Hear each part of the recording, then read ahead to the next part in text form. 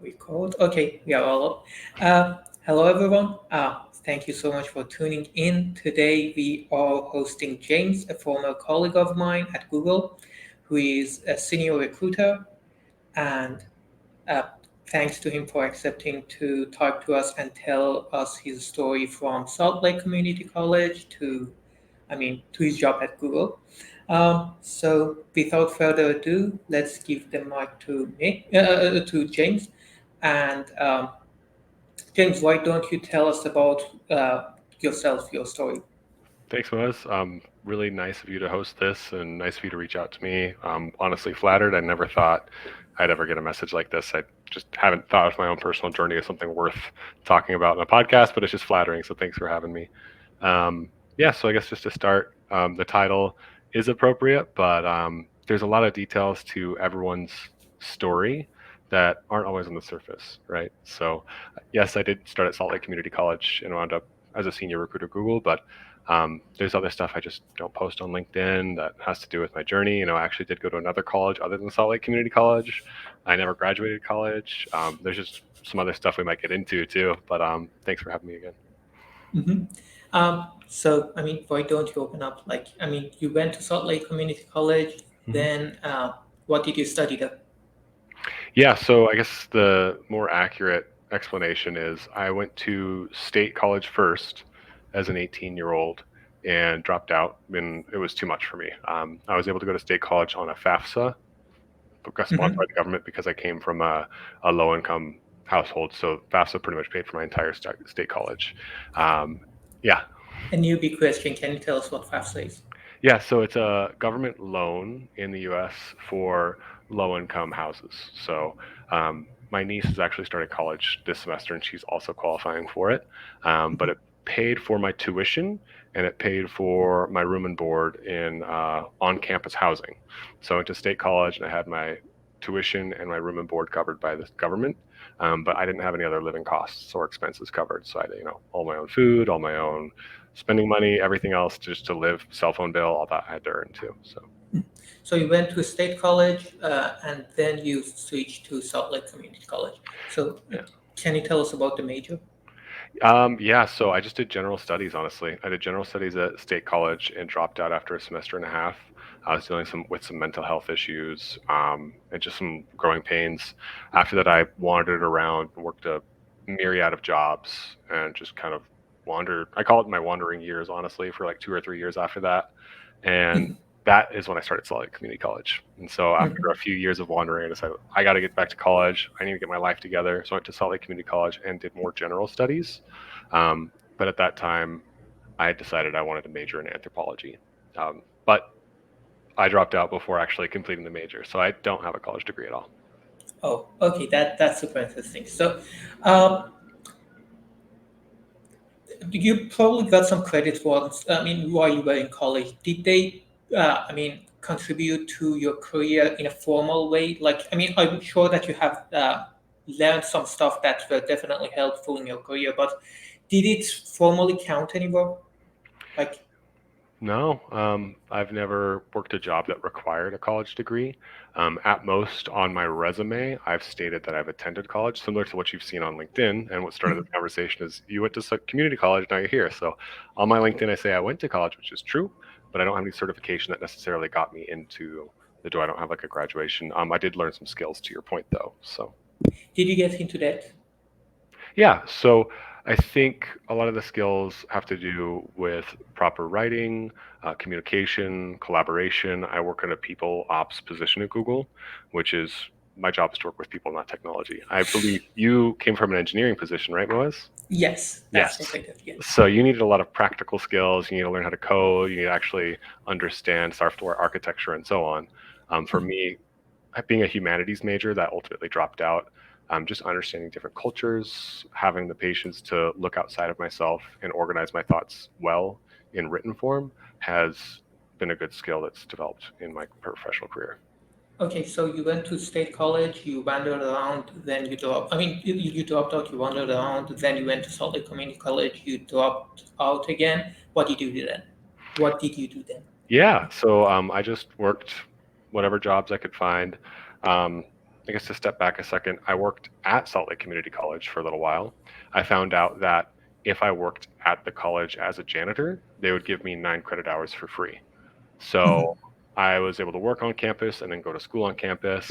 And did that for about 2 years. I quit and then got into tech through a connection I had. So from another job I had during my wandering years, I had a friend and they contacted me when I was a janitor and they say, hey, do you want to work at eBay on basically customer support? It's a trust and safety type position, but do you want to come work at eBay? I work here now. And at the time I was kind of tired of not getting where I wanted to with my major in college. So I was like, yep, let's do it. Let's get to eBay. So I worked on the phones. So I did a lot of phone support jobs.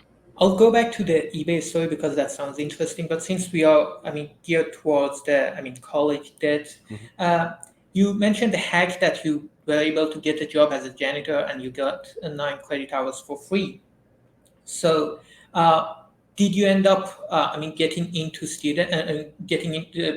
taking student loan debts, or was it enough to, to just cover your degrees and cover your credits? Or how did you cover your living expenses? Did you take any second job or something? Yeah, I never took out a student loan because I think the difference between college majors from like what you majored in versus what I majored in, at the time going through college, I could see being an engineer, whether it's structural or software, there's a lot of job opportunities and the payout's pretty nice. For me, I was in humanities and I was in anthropology, and from everything I had been able to learn about it, it was like I could be a teacher. If I really, really, really, really got lucky, could be like an anthropologist for Nat Geo and do some journalist articles. But like, I didn't see the benefit to taking a student loan, so I never took a student loan.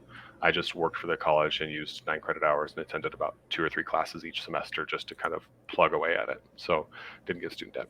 How about living expenses, like your rent or whatnot? I did have a hard time financially, especially with the janitor's income, and for other personal reasons. But fortunately, I had a mother and stepfather who let me move back in with them a couple times. So there were a few moments through my college tenure that I just wound up in a bad financial position, not due to student loans, but due to life. And my mom let me move back in with her for 6 months at a time to pay off some of those things and try and get back up on my feet. So I did that probably 3 times throughout my young adult years. Is move out, try it, oh, got in trouble, move back in with mom, pay off my debt, oh, okay, move back out. So back and forth a little bit. So you lived in Utah. Yes. That's where you're from. Okay, that's the second hike then. First is taking a job in college, and the second one is just going back with your parents, moving back with your parents when you can. So then you just, dropped out. Then you had a friend reached out to you. To do to work at eBay. How was the connecting? How was the connection working? Did you do any networking to find a job? How did you come across that job at eBay? Yes, really, really good question. So, with a background like mine or anyone else in this similar position, your network really helps. So, this person actually reached out to me to start talking again after a couple of years of not talking. They had remembered that I had worked with them at a prior job, and I had worked really hard at that prior job, so I had a good reputation. They said, "Hey, you worked really hard. If I refer you to eBay as a referrer at being a deployed, they get a cash bonus." So they wanted to get their cash bonus by bringing me over to eBay. So they started the conversation, and then I put in a lot of preparation work for the interviews at eBay to get the job. Was able to secure that job, moving from janitor into trust and safety. Okay, so tell us about the trust and safety job at eBay. Yeah, so it was inbound phone calls is the simplest way I can describe it. We sat in a queue, we had our headphones, and 8 hours a day we take back-to-back calls. But the work itself had to do with site security. So whenever sellers on eBay would sell counterfeit items or items that were not aligned with the policy, or if their performance was poor, if they were just giving really terrible customer service, my job was to tell them, you can no longer sell on eBay, your account is restricted. Or conversely, if they were doing really well, hey, you're doing great on eBay, we want you to sell more, give us more money, sell more stuff, get more money. So the job itself day to day was just kind of polar opposites. I'd either have people yelling at me because their accounts were restricted, or I'd have people very happy because they're making more money. So it was just whatever was coming in from the inbound phone queue. Did it pay better than being a janitor? Yes, it did. So full disclosure, as a janitor, I made about $15,000 a year total, and there was the benefit of the college classes, which helped a lot. But aside Mhm. from that, there wasn't like any other, the health insurance is really nice actually because it was a state funded institution, but it was 15,000 cash. And then moving over to eBay, I basically doubled that and got up to around 30,000 a year as a Wow, inbound phone call. So that's impressive. yeah. Um, okay, why did you quit eBay? I worked at eBay for almost 2.5, 3 years, and it was a pretty stable environment. I felt like I was able to make enough money to get by, but my boss, again, my network, so here's a common theme, left eBay to go work at a startup. And Mhm. we all wondered, why are you leaving this giant tech company to go work for a startup? And at first I was a little suspicious, but then one of my friends on the call floor that was also my team went, and another friend decided they were going to interview. And so, network of three, basically, my boss and two of my friends that I worked with were all going to the startup. And they said, hey, you should come over. You should come try this out. It's a great company. It's really fun. And there's a lot of opportunity. And I was suspicious because the startup paid less than my job at eBay after a couple of years of raises and a couple of years of stability. It's like, why would I take a pay cut and work at a smaller company? And they're like, but it's cool, And so I thought about it, and it just seemed like more opportunity because the environment at eBay it was such a large corporation that, as you know, working at a large corporation, you kind of hit a plateau at a certain point. So at eBay, I had kind of hit that plateau after almost 3 years. So I said, let me try the startup out. So I took a pay cut and started working at the startup. So network was a huge, huge impact on my career path. Was it cool too? I mean, you said, I mean, your initial perception was that it's going to be cool. Yeah, How did it, I mean, stand against the promise? that's a great question. So it was cool. Like they gave us free lunch, which I hadn't experienced before. I remember in the interviews at the startup, they used to have a practice of cursing or swearing or using vulgarity in the interview just to see how the candidates would react because they wanted to see like, are you cool? So it was kind of more loose than a stuffy corporate environment. Everyone was really friendly. Everyone hung out outside of work. So it was cool, but it was almost honestly a little bit kind of like high school too, because it was such a small company. Everyone knew everyone. It was kind of like, am I back in high school right now? Like, Until the first lawsuit happens. yeah, yeah. Okay, interesting. So you took a pay cut, you worked there, and then you quit. Why? Google. How did So it come across? yeah, so Like that? that's where it gets interesting. I've basically been taking customer service jobs, janitor jobs, entry level jobs without a degree, and then at the startup, um, at that time I was maybe 27 or so. So I've been doing entry level jobs for about 9 years, 10 years, and not really like I got a little bit of progress, but not a whole lot.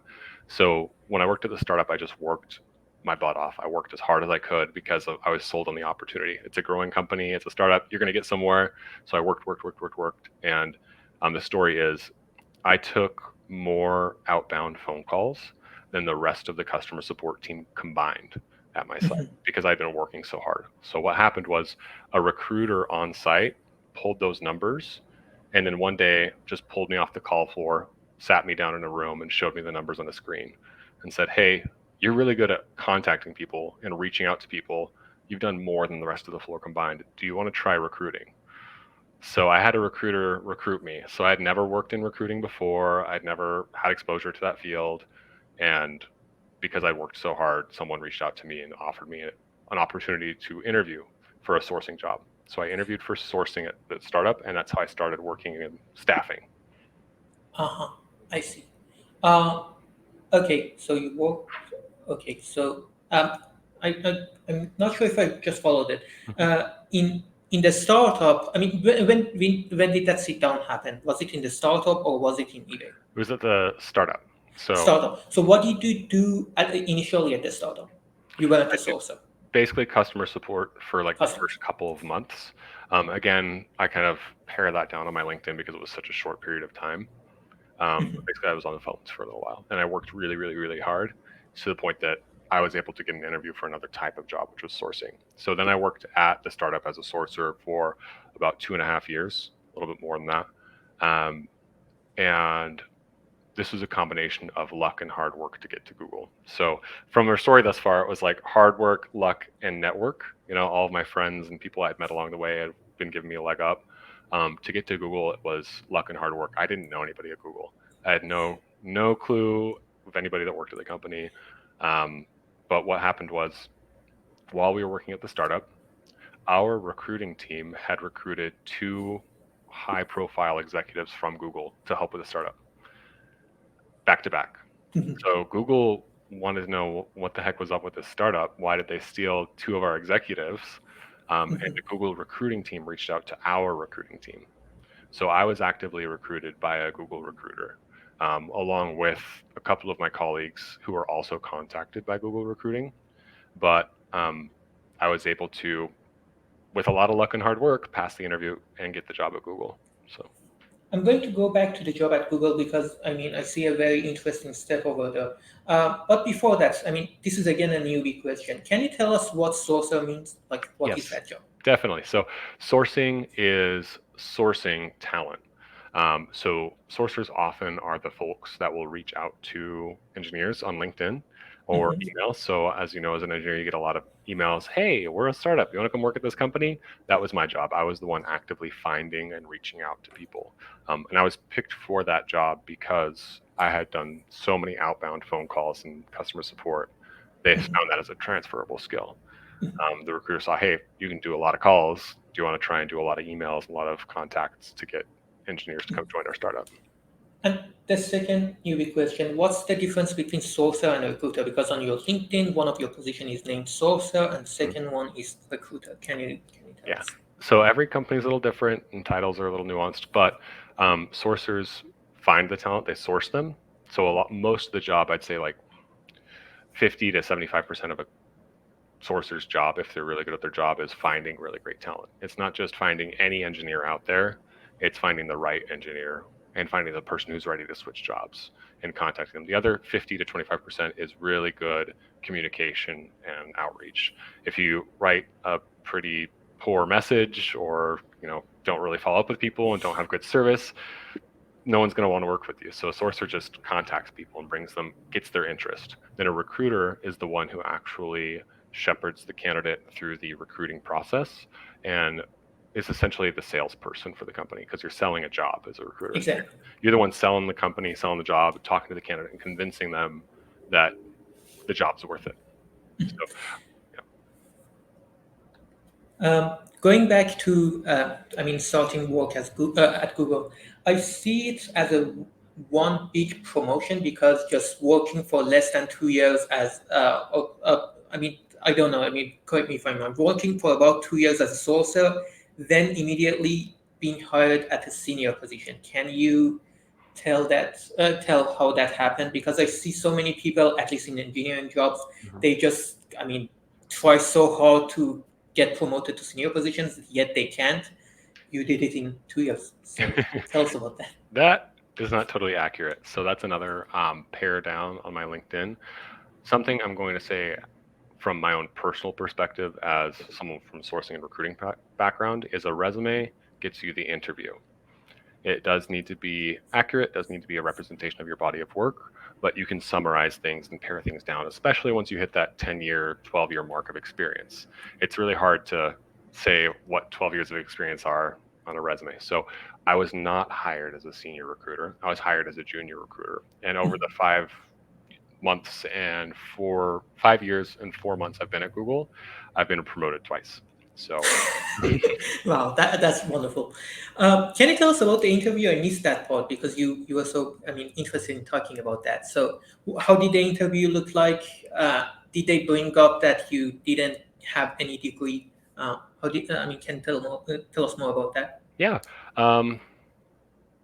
just thinking about it because it was so long ago and I want to be honest, make it a good story. So they reached out to me and offered an interview. This was in 2018 before the pandemic. And that was at a time when Google was still flying people to the office. So they flew me from Utah to Colorado and they put me up in a hotel and they said I was going to meet people in person at the Boulder, Colorado office where I wanted to work. And the idea is that you get to see the office where you potentially relocate. So I was freaking out because this was a huge deal. I don't have a recruiting experience at the time. I only have sourcing experience, but they're interviewing me for a recruiter role. I was working with my recruiter at Google to learn how can I prepare for this. You reached out to me. Why do you think I'm good at this job? And so I worked with my recruiter at Google to have them teach me what I should prepare for. And so they spent some time guiding me on the recruiting process, since I didn't have any friends at Google. No, like the recruiter's the only person I knew there. They gave me a lot of tips and tricks. So when I flew out to Colorado, I spent the entire night prior to the interview practicing in my hotel room. I know sometimes it's pretty tempting when you're traveling to like go out and maybe see the town and get a drink, or like, oh, I could live here and dream about your new life, but it wasn't at that point in time my new life, and I knew that. So I spent the entire night preparing in the hotel. The next morning before the interview, I went and like worked out and just prepared and prepared and prepared. I show up to the interview, and here's where it gets a little interesting. Um, I had memorized all the people's names who were going to interview me that day because I got a list of all their names. None of those people showed up to my interview. So as you probably know from like working at Google, things can change like that. You know, someone will not be able to attend a meeting. They need you to cover for them. Someone's on call. So I had memorized all these names, and someone walks up to me in the lobby to check me in. I call them the wrong name. I say, "Oh, hey, Melissa. Oh, sorry. You know, what's your name?" They're like, "Oh no, my name's not Melissa. It's so and so." Like, "Okay, sorry." And so they bring me into the back room to interview me, and they apologize for the delay. Say there was a mishap. Every single one of my interviews was rescheduled. It wasn't the same person, and 3 out of 4 of my interviews were done remotely with someone on a TV screen in the room. So it was, in that moment, very easy for me to think, why did I fly all the way out here? This company doesn't have their stuff together. They're all unorganized. Like, they don't even know me. But I took advantage of that situation a little bit. I thought, let me have empathy for the people interviewing me, and let me show that I understand what it's like to be in a fast-paced environment. When you're not planning on doing an interview, your colleague calls out, you have to do an interview, and you have to talk. So I really took empathy for the people who were interviewing me, and I treated it more like a conversation, along with all the preparation I had spent the night before talking about what it would be like to be a recruiter. Um, my gut feeling was the interviews went okay. I didn't think that I did like nailed it. I didn't leave the interviews like, yeah, I'm gonna get that job, but I left feeling like I had a genuine conversation with people. So I think that taking advantage of that situation probably really helped me. Like, rather than getting upset, or rather than getting nervous because the people weren't there that I thought were going to be there, or rather than being accusing, like, or anything. Like, I just kind of like took a step back, took myself out of it, and had some empathy. That's interesting. Empathy. So yeah, I'm going to go back to this part later. So you got into Google as a junior recruiter or sourcer, Mm-hmm. and then how did you advance? Tell us about that. So the learning curve was steep, honestly. I got a bad performance review my first year at Google because it was just too much work, and I wasn't used to it. I was living in a brand new state. I moved here alone. I like actually went through a pretty painful breakup on the way out to move here. So I was pretty misguided at the time. But after I went through that, um, I just networked with people local to me, and that's where I started building a network. So getting to Google, I didn't have that network, but once I got here, I started working on building that network. And through the support of my colleagues and a good manager, I was able to learn how to get a good grip on my work, and I devoted myself to my work really diligently. Um, Promotion's not easy at Google, and it's not easy at other big tech companies, I understand too. Um, I feel like you need not only just the work, but you need the support from your peers, your managers, and your managers' managers. Because the way it works is, you can't just have your manager love you. All of their cohorts in the manager meeting for promotion all have to agree that you are performing at the next level. So really building your network on top of working hard was crucial.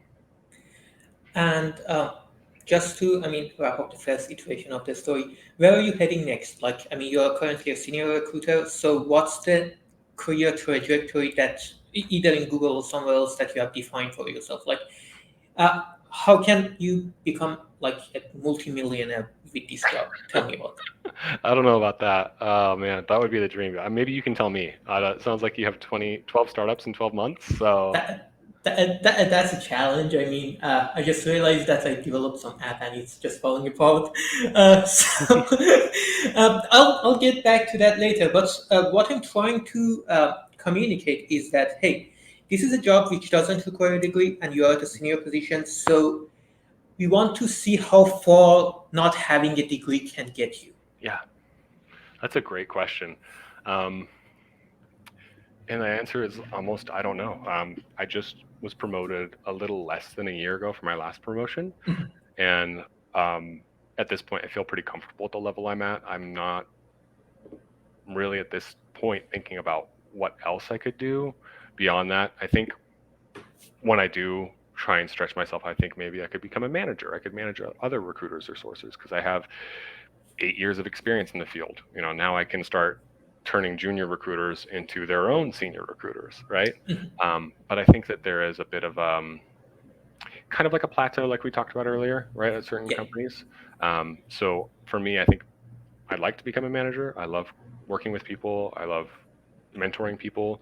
But from there, I don't know how I would get to like a director position. I don't know how I would turn that into a really, really high paying job. So maybe it's just because you caught me at this position at this time and this day where I'm at today. But I think that like I'm pretty okay where I'm at. And given your recent promotion, I mean, you just haven't figured out like the Yeah. next specific steps. Going back to your question, why I quit myself, I mean, again, for me, it was just reaching a plateau, Hmm. and I tried getting some other jobs at other companies, and it was just, hey, like 30K plus, I mean, more than what I'm already making. I didn't want to bother. Then, I mean, I'm aiming high for my life living standard, but like adding 30K or something is not going to change that. And still having my student life habits, I mean, when sign up for some trials, I'll make sure that I put some reminder to cancel it right before Yeah. the 2 weeks period and whatnot. So I didn't let my lifestyle to inflate, and I currently have 3 years worth of living expenses. And I said, okay, why not? I mean, it's just a no-brainer at this moment for me. And I'm not into any debt. I mean, I religiously avoided that. So that's what I'm trying to do. And the 12 startups in 12 months, it's a challenge started by, I mean, some guy from Netherlands. His last name is Levels, but it's a shame that I don't remember his first name. I mean, I should be more like you. Uh, so it's a good North Star. Let's try to ship stuff fast, fail fast, and see what can happen. And I mean, Awesome. that's the main goal. Let me take a step back because you brought it up a few times. You were talking about networking. When I'm talking to some parents about the current student loan situation and saying that, hey, it's just bankrupting, I mean, high school students, they don't have the right to drink, yet they have the right to take as much as loan as they want. Um, One of the things one of the parents told me was that, hey, if my kid doesn't go to college, they will meet some people that could be dangerous for them, or the people that they meet in college are, I mean, a completely different breed from who you see outside of college. Mm-hmm. But in your case, it definitely helped in your favor. Like, and our main target audience are like high schoolers. Sorry, I'm stuttering. You're good. Um, so how did that work out for you? Like, how did you come up with so many good friends? How did you avoid it? I mean, being susceptible to negative influence, like, I mean, ending up in a jail or something, ending up in prison or something. Uh, or on the other hand, again, speaking of friends, I bet so many of your classmates in high school were going into some expensive colleges, like some big names, and you didn't do that. Peer pressure is a thing for a Mm-hmm. high schooler. How did you avoid that? So tell us about your friendships. That's a really rich topic to discuss. And I'd love to hear your perspective to it too, because like you have attended college, you have graduated, and you've gone through that opposite end of the peer pressure, where it is like every semester, every year, like getting the degree, maybe even the like graduate degree or master's or what have you, right? And I just don't have that experience. So, um, I guess from my perspective, one of the customer service jobs I worked years ago, someone sat me down after I'd worked there about 2 years. It was kind of a lowbrow institution. They were actually involved in wage theft. Not a good company to work for, right? And everyone that worked there was just trying to get a paycheck. And I remember we go ahead. Oh, yeah, you just explained it. I just wanted to ask about his face then. Oh yeah. So wage theft, like the company stealing from the employees. They're not actually paying them as much as Oh, they promised them to. There's like I looked them up online. There's a lot of lawsuits, so it's just not a good environment to be in. Anyway, I digress. I had a friend who sat me down at that company after I'd worked there for 2 years, and I'll never forget the conversation we had. They just looked at me and said, "You know, everyone's in it for themselves. even if it's someone who's very wholesome and they're like the Mother Teresa of the world and they're very like generous with what they're giving, they're doing it for the warm fuzzy feeling inside. So even best case scenario, like whoever you come across, like there's always a bottom line for the other person you're working with. And they used that topic as a jump starter for me to understand how to advocate for myself while not falling victim to poor friends or poor situations like you're telling me about, right? If you don't go to college, some parents are worried about their kids getting in with the wrong crowd. But even if you do go to college, at the end of the day, everyone's there for their own degree. Everyone's there for their own career, you know? So that was a defining moment in my life where I started looking out for myself, but also thinking about the way I was interacting with other people, what friends I was engaging with, if they wanted to actually be my friend, or if they just wanted to party, or if they just wanted to, get ahead and have me pay for them to get to a party or whatever it is, just thinking a little bit more about like what my bottom line is, what someone else's bottom line is. That's interesting. But this was after high school. So, I Mm-hmm. mean, can you also tell us more about the high school period when you just graduated and you didn't go to college? Yeah, thanks for clarifying. I grew up in Utah, as you know, and um, without getting too detailed on it, there's a monopoly on religion in the neighborhood I grew up in. So majority of the folks I grew up with were belonging to the same religion. I used to practice that religion as well. And that religion requires that young men devote 2 years of their life after high school to serve and travel and proselyte and try and get new followers for the religion.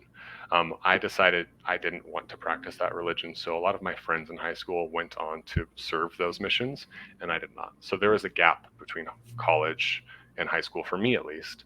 And then of my friends that did go to college, there's just nuances. Some of them did want to be doctors or veterinarians or computer programmers, and I didn't. I wanted to be a therapist or a humanity major or an anthropologist. And so getting to college was weird because not all of my friends went to college. They went on missions. And then of those friends that did go to college, not very many of them were the same major as me. So I didn't have the same network, the same friend group once I got there. Didn't you feel lonely? Yeah, that's why I dropped out. That's very thoughtful of you to ask. Yeah, my mental health suffered pretty significantly. And that's when I went into my wandering years. Okay, how can someone avoid that? Like, I mean, how can someone going on their own avoid loneliness? I mean, that's a billion-dollar question. What's your take on that? You don't have to give a thorough answer. Do you have any opinion? Loneliness is hard. I'm sure you've experienced it in many different stages of your life. Um, and so have I, like not just at that time, but even when I relocated alone to Colorado for a job at Google, right? It's hard to be alone. I think finding common interests that are wholesome is everything. And when I look back at when I first went to college and dropped out, I went to partying, I went to drinking, I went to those kind of things where it was fast friends, easy to make friends because everyone that's there, they do the same thing. Everyone's drinking a beer, everyone's having a good time. But when the beer runs out, people aren't really hanging around. So what I found is like more wholesome is to get involved in communities that have a better benefit, like mountain biking or hiking, or if you have a specific interest in culture or films or whatever it is, where there's more substance to the new network and you have something else in common with something other than substance abuse, right? I see. So the thing we want to tell the high schoolers is probably that, I mean, you will experience loneliness no matter what. I Mm-hmm. mean, and it's not necessarily a reason, I mean, avoiding it is not necessarily a reason to just go with the herd and necessarily do what everyone else is doing, and everyone is to their own, as you said. Yeah. Um, okay, I'm going to take a step back and go back to one other aspect of the story that you shared. Um, I'm going to use some strong words just to provoke you to just tell me more. Yeah. If I look at the stuff at the surface, I'll see that, hey, you dropped out twice from the college. And that's, I mean, if I'm just speaking, I mean, looking at it from a distance, I would say, hey, you were lazy. Yeah. Then I look at your, I mean, promotions at Google, like being promoted twice and like outnumbering in the calls. I mean, more. I mean, doing more calls compared to the entire rest of the department at your other job, and that's pure motivation. I can't combine them together. Like they don't add up. Are you a lazy person or Yeah, are you not? How did that happen? How did you ignite per se? Like what was the main motivational factor? that's good. I like using strong words. I'm just getting some emotional responses when I'm talking more. Yeah, I think it's accurate to like say to some degree that I was lazy, but I'd also add that I was lost. And I think what was a motivation for me was hitting rock bottom. There's a lot of other things and experiences that happened in my life that I probably won't talk about in this podcast because it's just a little too personal. But there were some things in those times when I was dropping out that caused me to just really feel like I'd never been at my lowest before.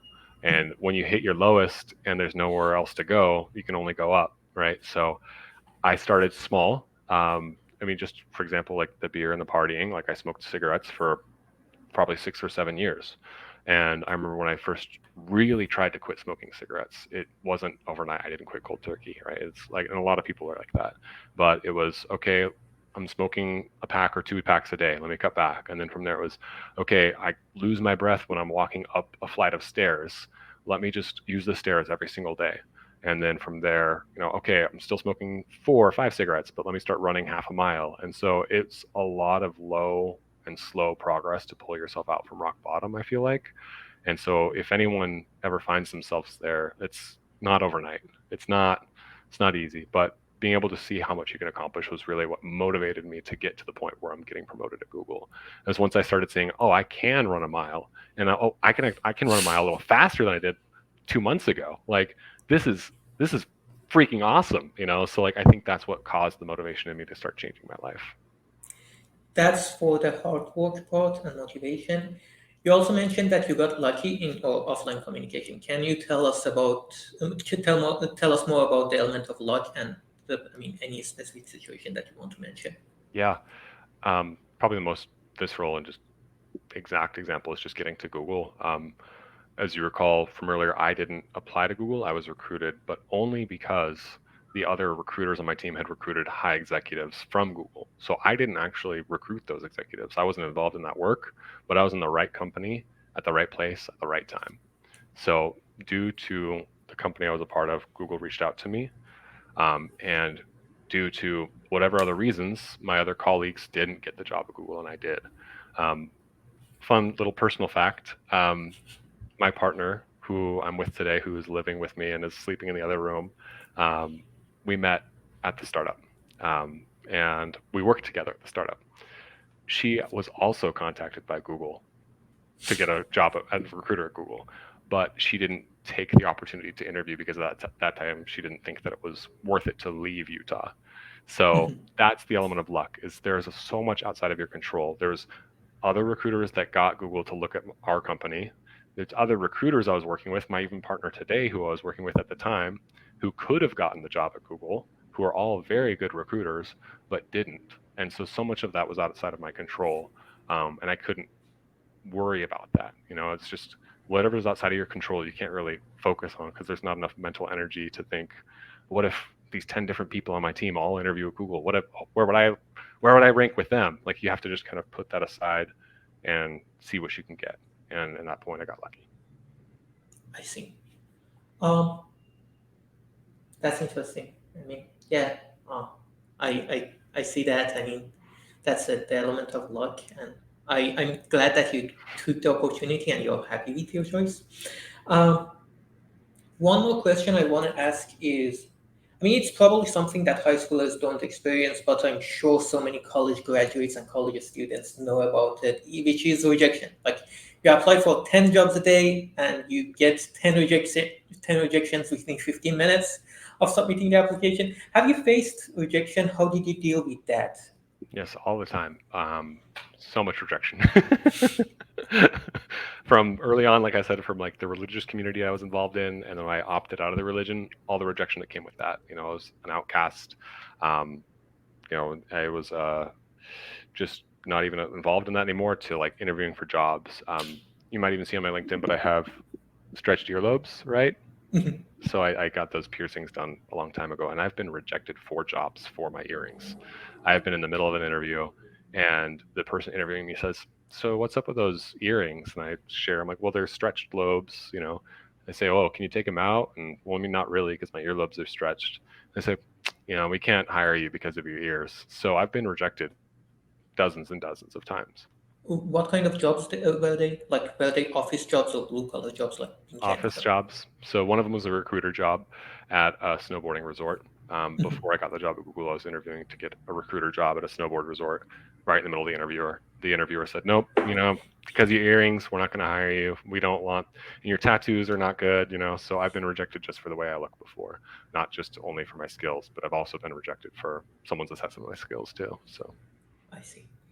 Um, I'm going to jump into some questions regarding, I mean, which is about the job that you currently have, but it's not about the job that you do. Uh, to become a recruiter at Google, do I need to have a degree even right now? I mean, have they changed the requirements or not? nope, no degree required.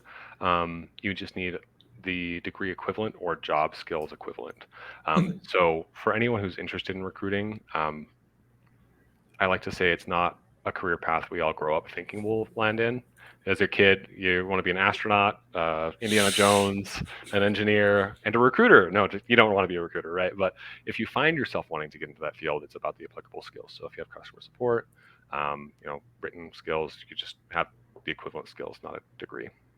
What do you like about being a recruiter, and what are the difficulties of being one? You already touched on that, like saying, I mean, you have to do so many calls, and it's just a tough job. So can you tell us more about that?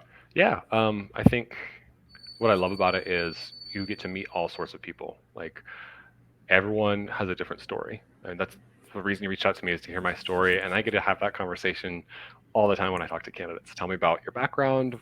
Why are you applying for this job? Tell me about you, and it's really interesting to get to know everyone's different story and what they can bring to the table. But what I really love about it is getting someone an opportunity that they've earned and worked hard for, especially when someone has a non-traditional background. I find that some of those candidates are just more grateful than they can put in words sometimes. I remember maybe a few months ago, I was helping a candidate who had been laid off, and they had 3 kids and they were drowning and they didn't know what to do and they were scrambling. And I was able to get them a job at Google and give them a job offer. And they just cried on the phone with me. They're like, "You don't know how much this means to me. This is like, I don't know what I'm going to be doing. And then I get this job offer at this amazing company, but they earned it." And so it's really good to be that catalyst for someone. And I just really love that. And I get a lot of passion for advocating for people who deserve it. Empathy again, I see that. Wow. Um, Talking about non-traditional backgrounds, let's say, again, I'm trying to answer some of the concerns that some parents might have. Yeah. Let's say I don't have any degree and I want to become a programmer, but I mean, since you're a technical recruiter, not necessarily talking about my own job I mean, my own profession. Um, how can I make my package stronger? How can I make my resume to stand out when I Yes. don't have any education section? So a resume gets you an interview. It's not the full summary of everything you've ever done. So I always tell people, especially non-traditional candidates, don't sell yourself short. It's really easy to compare yourself to other people in the room, especially at a company like Google, where you have Stanford graduates and MIT graduates and Georgia Tech. You're like, oh, like I went to a coding boot camp. Like I don't like, but still, don't sell yourself short. Like putting enough skills on your resume to get you the interview is all that a resume is good for. So you don't need to provide too many details, but not too little. It's a sweet spot of just enough, that Goldilocks amount. So if you maybe are a self-taught coder, or if you went to a coding boot camp, you can put some of those credentials in, like attended coding boot camp in 2019, right? If you went to a college like I did, but you didn't graduate, you can just say you attended a college. You don't have to put any graduation date. You can say, I did attend college, but not volunteer that you dropped out and drank beer, right? Just say I went to college, but also I learned how to code. So it's that sweet spot of showing enough experience on the resume and really quantifying it. So for non-traditional candidates, if they've written their own projects or created their own apps or worked at a startup, right? Just showing enough of that evidence that you can do the work to get into the interview. I see. That's super interesting. Um, so can you tell us more about the quantification? Because when I'm reviewing some resumes, even from college graduates, they will just put some, I mean, like pie charts of like Photoshop, like 70% field, or like C++, 20% Right. below, something like that. Can you tell us more about how it can quantify something? For sure. I love that graphic you just kind of painted in my mind because I've seen it a lot on resumes too. The pie charts are like there's a 5 dots and 3 of them are filled in, and the 2 others, so it's like they're kind of proficient in C++, but maybe they're better at Java. Those are nice. Those are great. But I think it just depends on your skill set. Um, let's say, for example, you're a non-traditional student and you went to a coding boot camp and you learned Ruby on Rails, and you developed a little app to track your workouts.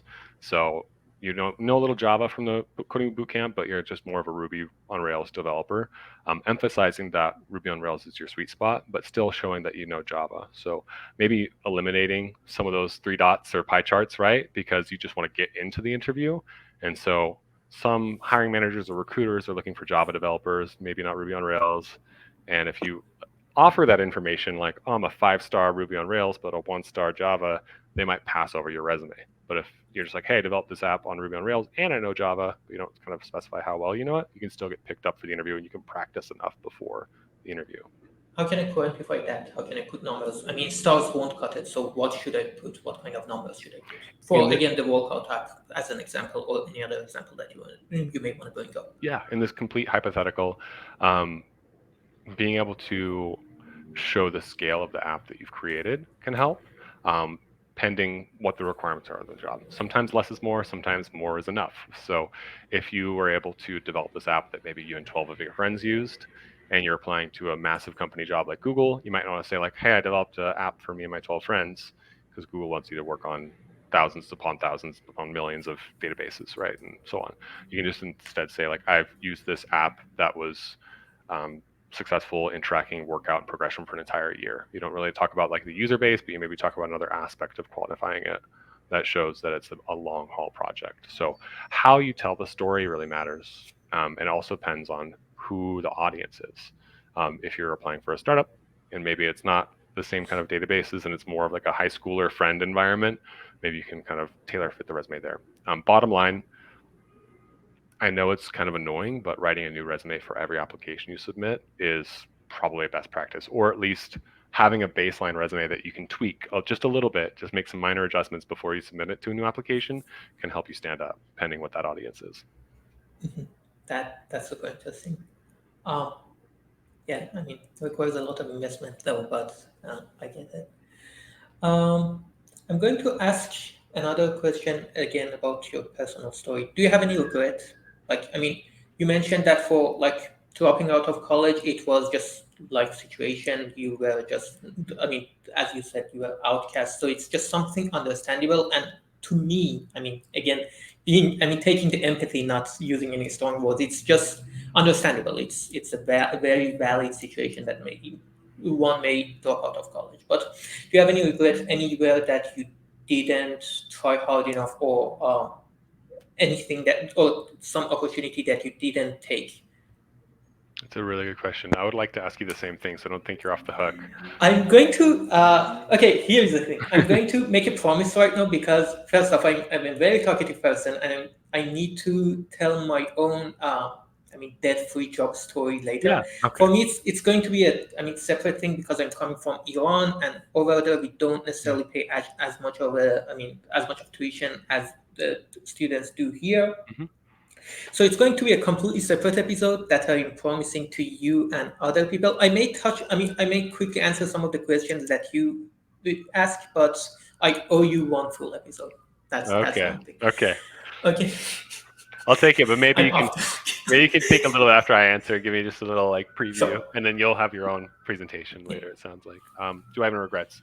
That's a good question to ask someone who works in a senior role at a company like Google, because a lot of the times I feel like you ask executives or seniors at companies like this, do you have any regrets? And the answer is like, no. Like, just keep pushing. You'll wind up there. And like, I feel like that for the most part today, I'm very happy with where I've landed with my personal life and professional life.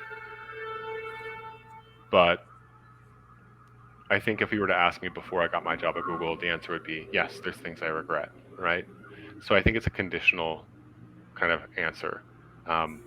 So when I'm honest, yes, there are some things I regret. I could have always done better in different areas of my life, but I try and use that as more motivation to be better from now on. So I think it's just part of me, right? Kind of like we were saying earlier with the loneliness. You can't avoid loneliness. Like you're gonna be lonely at some points in your life, and I think the same thing holds true for regret. Even if you do wind up in an executive position at a giant company like Google, I think there's things you can always do better. I see. Well, let me just go through some of the questions that I wanted to ask to see if I'm missing anything.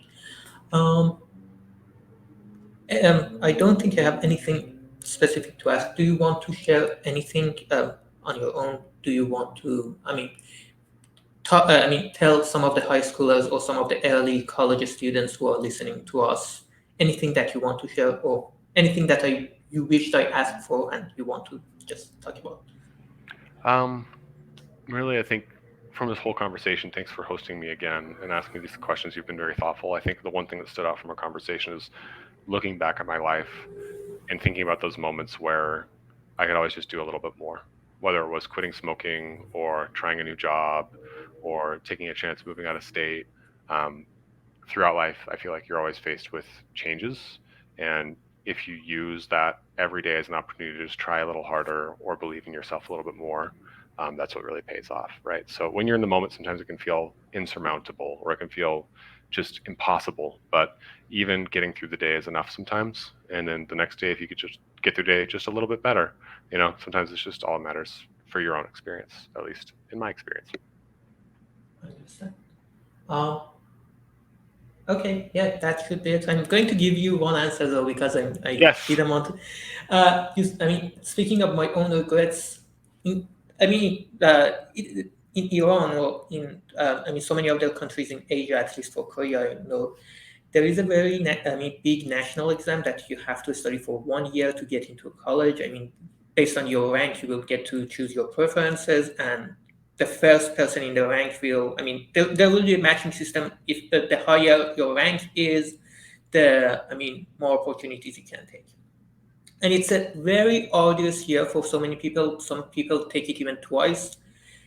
And I didn't do that. I said, okay, this is just stupid because you need to learn so many things that are not necessarily related to anything related to engineering, not math, not physics, like literature. Knowing about all the minutia or like some foreign language, English. Of course, it's not going to. I can't have any complaint on that. Or some maybe Arabic or some other stuff that you're sure that are not going to be related to either your profession or your major in college, and we didn't study. I was lucky. Um, that I ended up in one of the good colleges in Iran, um, but that was a bad influence on me. Mhm. Just learning that laziness and luck and smartness. I don't want to brag. Smartness to me, being smart to me is not a compliment. I don't want. It has so many negative consequences. But talent and luck will only get you so far, and sometimes it's just sheer hard work that you have to put in, and I haven't learned that. Mm. That's one of the biggest regrets in my life. I forced myself to do some stuff. I wish I could grind through some stuff, but sometimes I don't, and I can't catch myself when I'm not doing that. That's so fascinating for me to hear because I presumably you've immigrated to the U.S. Yeah. So you've taken the entry exam, which was arduous. You got into college, you graduated, you've immigrated. You also presumably know more than one language, right? 2 languages. Yeah. Two languages, yes. So that's a lot of hard work, especially for someone like me who is not a college graduate, who hasn't immigrated to a new country, who doesn't really know more than just a little conversational Spanish, And so I have a lot of deep respect for the hard work you have, but it's so telling that we can be our own critics, right? And when we look back, like even if you get a really high paying job at Google, you can sometimes quit and be like, I could work harder, I could do better. And so I totally want to validate that feeling you have, and I do want to see you, but I also want to respect that. Like, it's just so interesting to see that happen sometimes in these high performing situations. So a lot of respect for your journey, and I only know what you've told me so far. Again, I owe you one episode on, uh, about myself. So yeah, I don't think for this episode we don't have anything else to talk about unless you disagree with me, James.